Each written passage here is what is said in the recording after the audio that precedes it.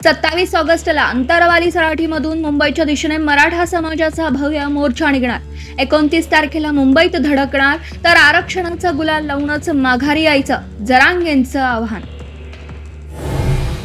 मुख्यमंत्री देवेंद्र फडणवीसांचा पोलिसांवर दबाव असल्यामुळे कारवाई, जरांगेंचा हल्लाबोल, तर सरकारच्या लोकांकडून मराठ्यांवरती मोर्चावर दगडफेक, जाळपोळ होऊ शकते, मागे हटायचं नाही, जरांगेंच्या सूचना।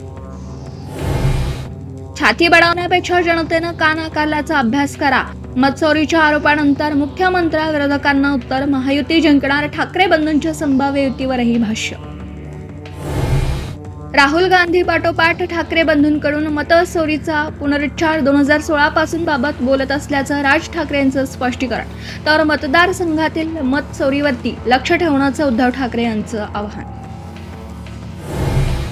राज ठाकरेंकडे उद्धव ठाकरेंना फोन, बाप्पाच्या दर्शनासाठी शिवतीर्थावर येण्याचं आमंत्रण, उद्धव ठाकरे सहकुटुंब हजेरी लावणार।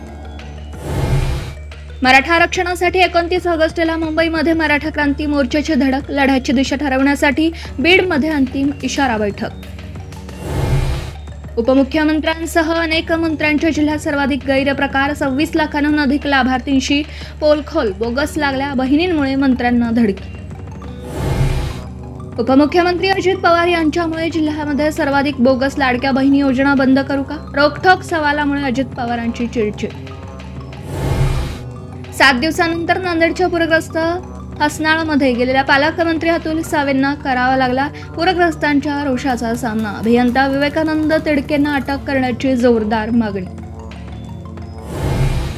प्रभादेवीच्या SR इमारतीमध्ये आयकर विभागाचं मोठं सर्च ऑपरेशन, वकील निलेश हळदणकरांच्या घरी आयकरच्या अधिकाऱ्यांचा 6 दिवस मुक्काम, मोठा भांड।